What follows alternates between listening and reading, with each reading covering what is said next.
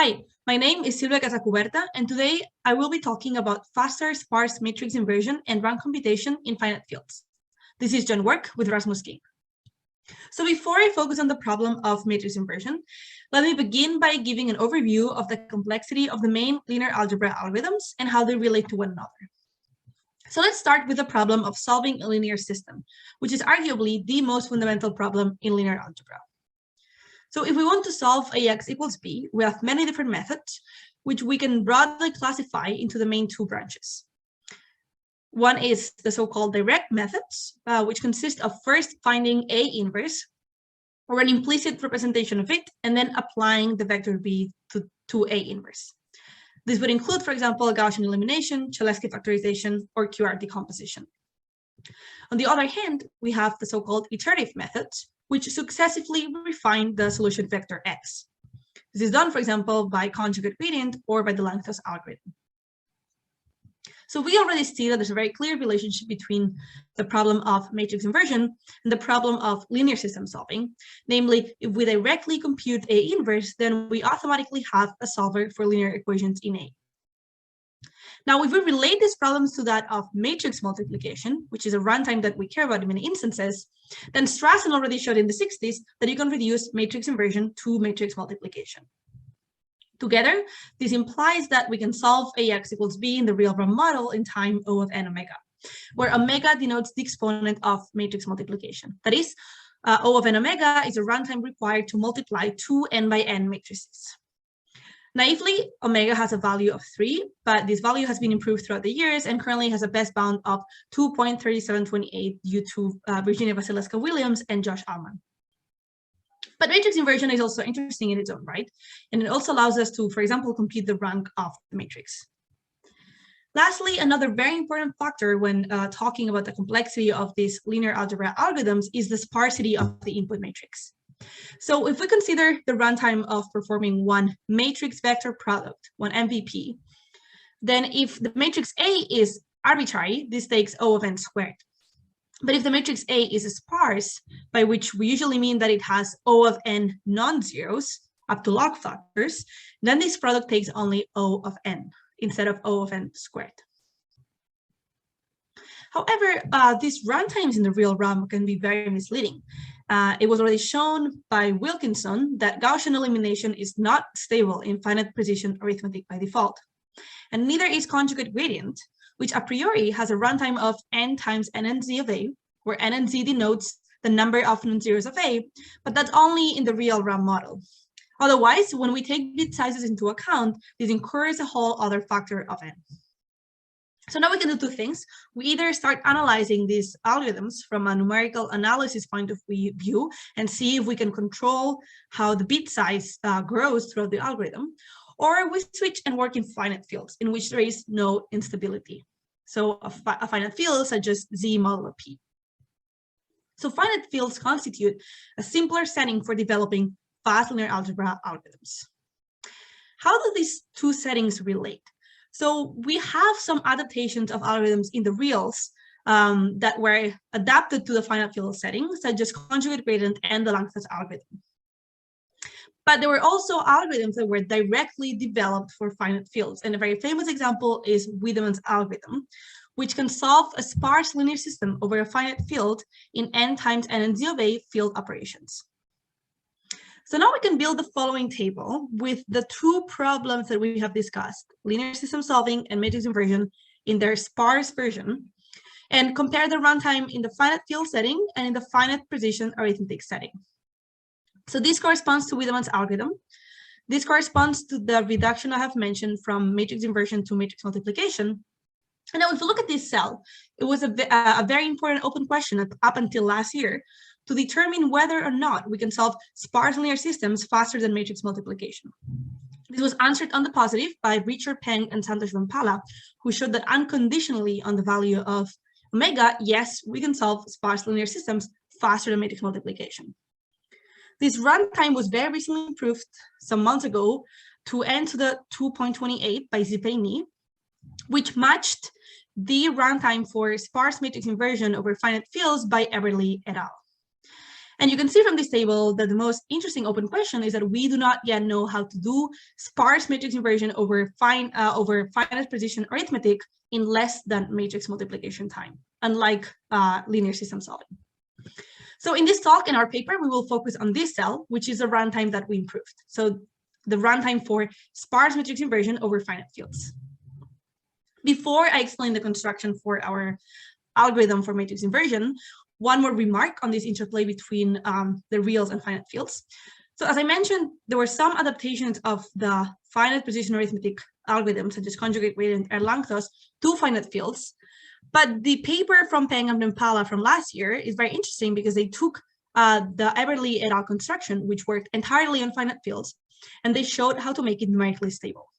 So that shows that not only do finite field setting algorithms provide a simpler ground for developing algorithms, but potentially they can also be adapted into the real setting. And lastly, another very interesting way of bridging this gap is by using Dixon's rational reconstruction algorithm. So Dixon showed how to use p-adic numbers to construct the solution to a linear system with a p-adic expression, and then show how we can convert this p-adic expression to an exact rational solution. Okay, so now I will focus on matrix inversion and describe the construction of our algorithm. One remark is that in this talk, I will only talk about matrix inversion, but the same runtime can be obtained to get the rank, ensure, complement, and null space of the matrix with the same final runtime. So we obtain a final expected runtime of this expression, which hopefully by the end of the talk, we have explained each term. But for now, the important thing is that this corresponds to O of n to the 22131 when the input matrix is sparse. We'll also see how our construction implies general results about the runtime for the explicit inversion of structure matrices. And the two key technical components behind our algorithm are displacement operators and fast rectangular matrix multiplication. So let me now describe the notation that we will need in a visual manner. So phi of n denotes a runtime for one matrix vector product. So the runtime needed to multiply an n by n matrix by a vector.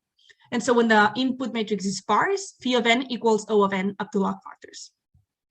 Now, S omega corresponds to multiplying two S by S matrices, but S will denote our blocking factor. So we will introduce blocks. The input matrix is not blocked, but we introduce them to improve the runtime, and so this will be the blocking size.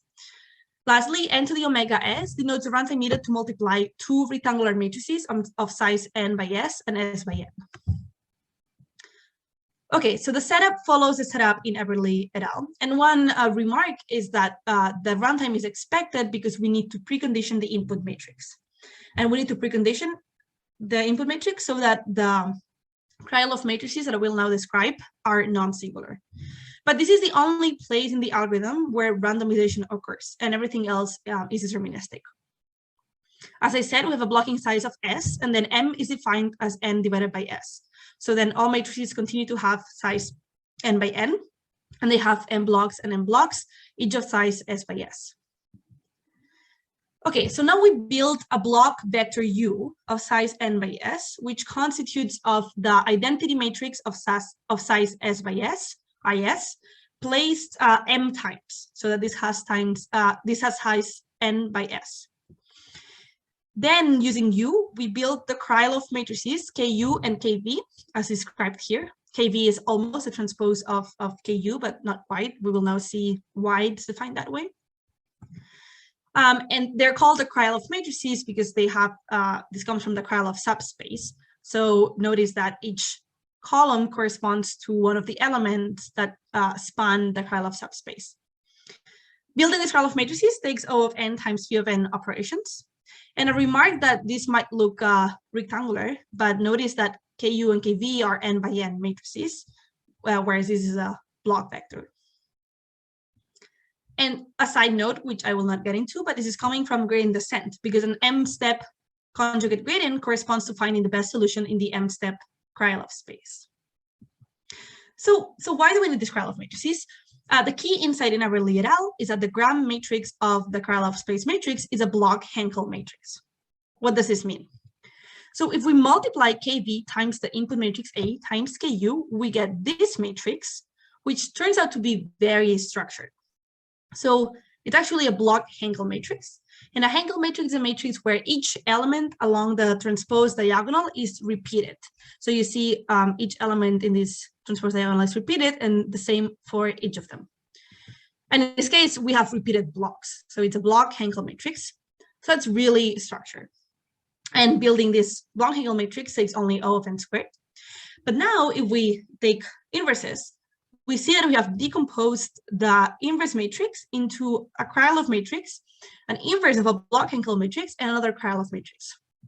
And so now the problem of inverting A becomes the problem of inverting a block HANKEL matrix. And so now we will turn to determining how fast we can invert a block HANKEL matrix. Let me now present this problem with Toeplitz matrices, just because it's easier in the notation side with transpose. So a Toeplitz matrix is almost the same as a HANKEL, except now each repeated element is along the diagonal and not the transposed diagonal. And so it's clear that a Toeplitz matrix has a lot of structure. But what about the inverse of a Toeplitz? Let's do a small 3x3 example. Well, you see that unfortunately, the inverse of a Toeplitz matrix is not Toeplitz, but we could still hope that it has some sort of structure.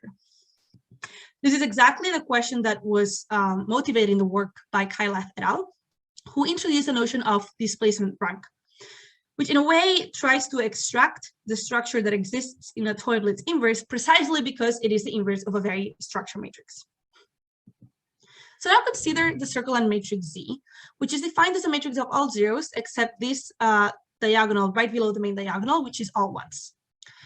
This matrix is interesting because when we apply it to a matrix from the left, it shifts down A, and we apply it from the right transpose, then it moves the matrix right. So let's do an example with Toeplitz. When we apply Z, you see that we shift it down, and when we apply Z transpose, we see that you shift it right.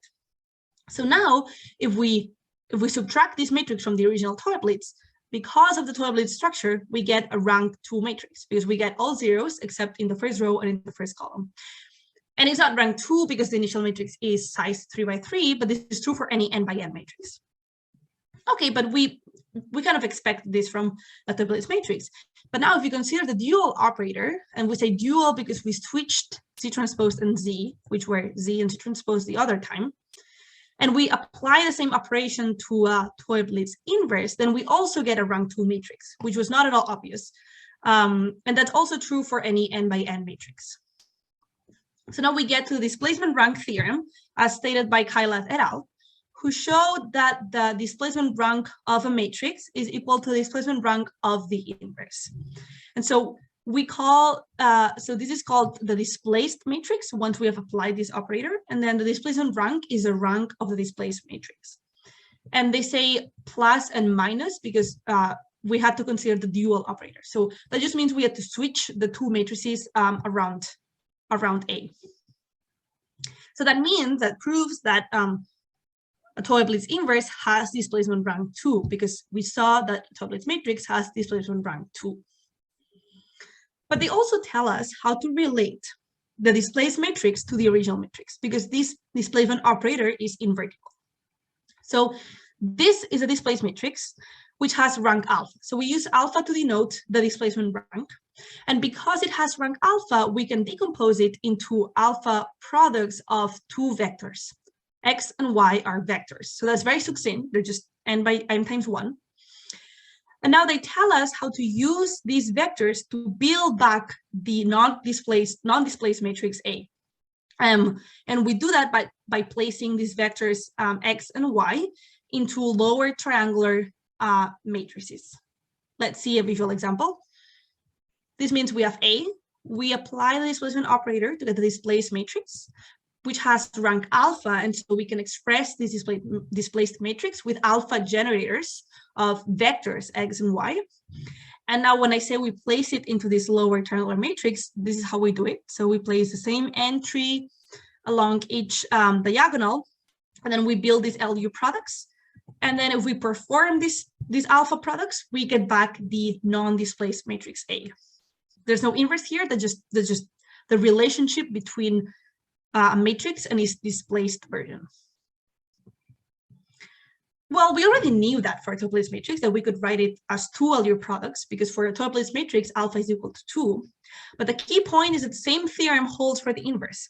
And so now we have reached the conclusion that we can express a total inverse as two LU products.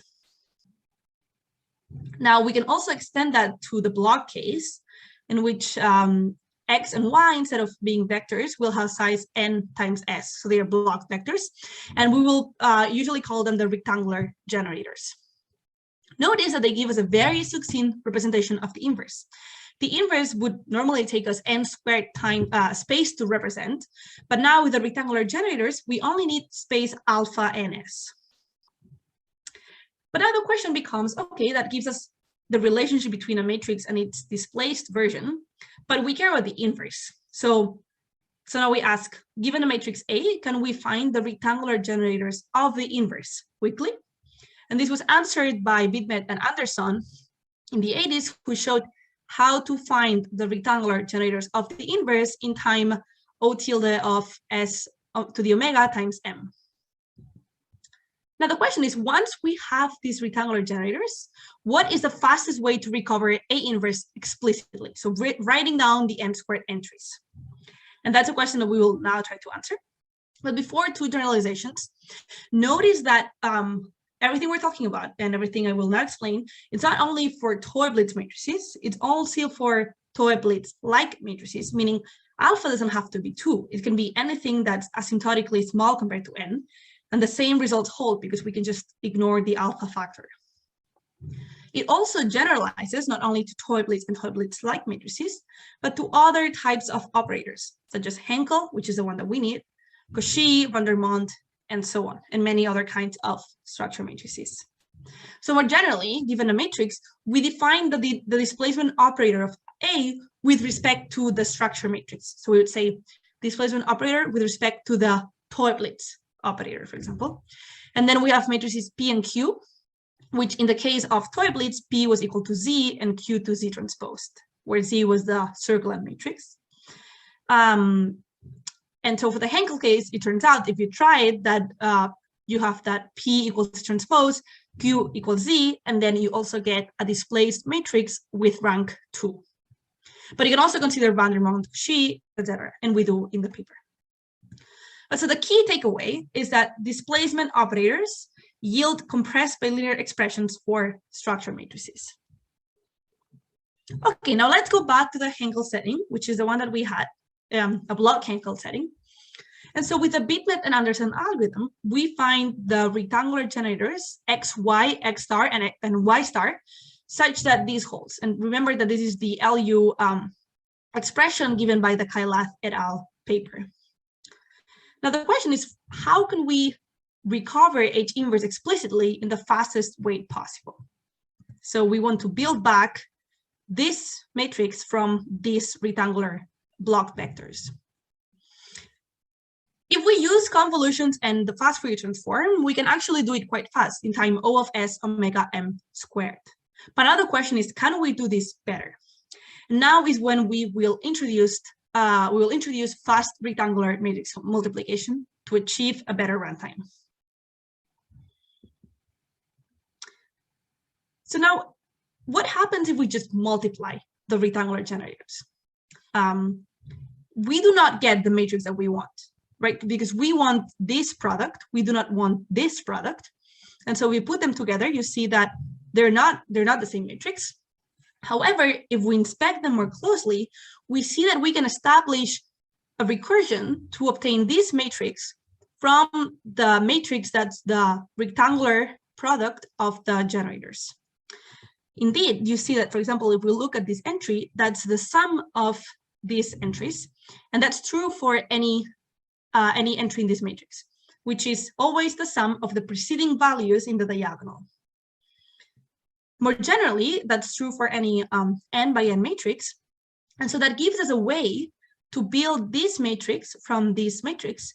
Namely, we proceed in a dynamic programming manner, and we go through the diagonals of this matrix, and we add them up successively and then fill in the entry of this matrix. And then in time only O of n squared, we have transformed this matrix into this matrix.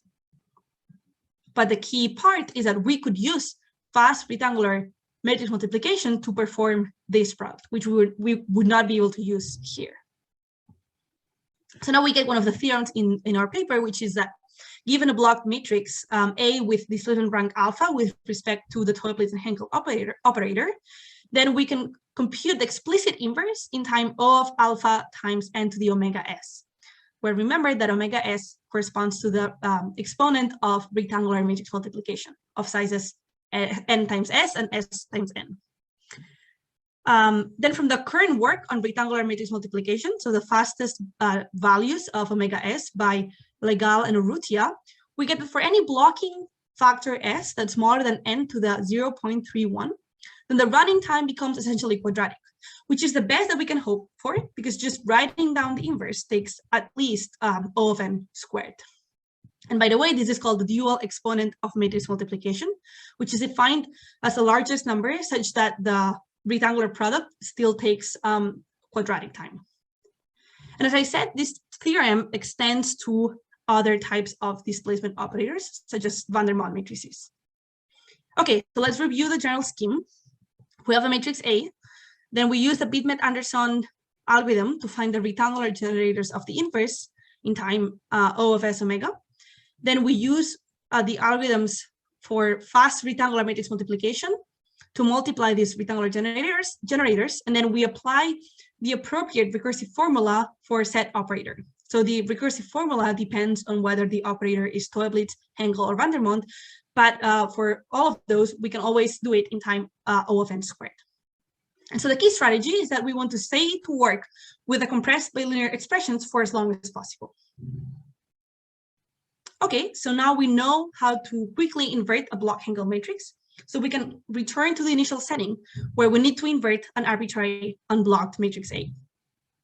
So recall that we had this expression for the inverse, and now we have written up H inverse in time O of alpha times n to the omega s. And so to obtain the inverse A, we only need to multiply by the Krylov matrices on each side. And we can do this quickly by using Horner's scheme. Because if you remember the structure of Ku and Kv, we can successively multiply by A. And so we can do this in this time. So we finally obtain A inverse. And so the final runtime corresponds to this expression that I showed in the beginning. And now this term and this term correspond to applying Horner's scheme and also building the Krylov, the initial matrices, the Krylov and the U vector. This comes from using the Bittman and Anderson algorithm for finding the rectangular generators. And this comes from using fast rectangular matrix multiplication algorithms from Legal and Urrutia to multiply the rectangular generators. Now, if we optimize for block size, because remember that we introduced S and M to improve the runtime, but the original matrix is unblocked, then we obtain a final expected runtime of O of n to the 22131 for sparse matrices, which constitutes the fastest known runtime for sparse matrix inversion. Moreover, we find a very neat expression for the runtime, which is the runtime to invert a matrix is O of n to the omega k, where k is the only value such that the functions omega k and 3 minus k cross, where omega k corresponds to the exponent of rectangular matrix multiplication with n times n to the k matrix times an n to the k times n matrix.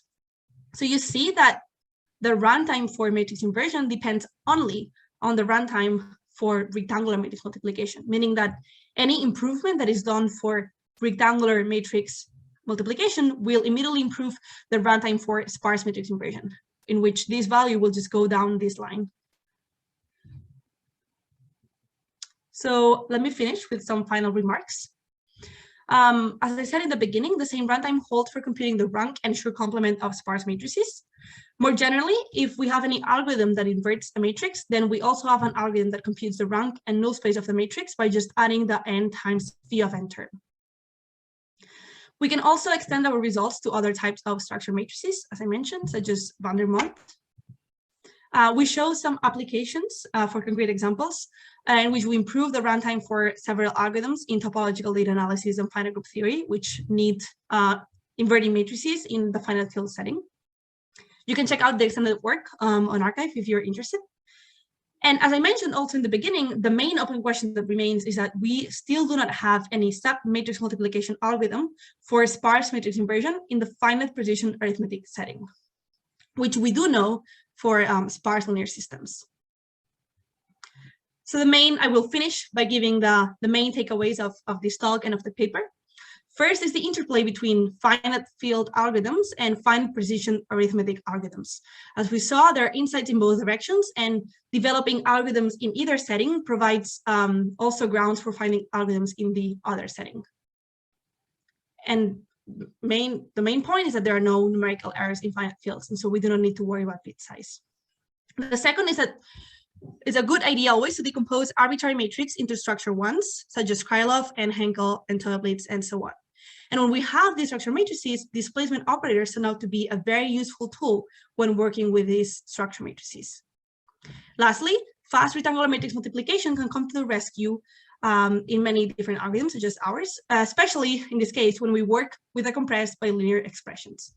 But it has turned out to be useful in other theory computer science problems, such as the all pairs shortest path problems. With these main takeaways, I will conclude the talk. Thank you very much for your attention, and please feel free to reach out with any questions if you have any.